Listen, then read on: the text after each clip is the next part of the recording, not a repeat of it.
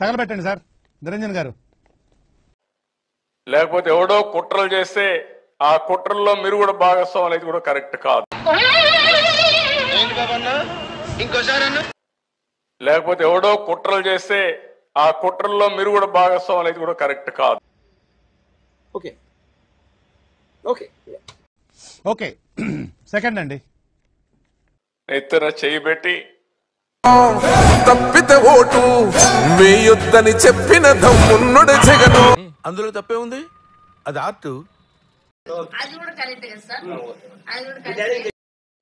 తర్వాత ఏం జరిగిందో మీరే చూశారు. వివేకంతో ఆలోచించండి.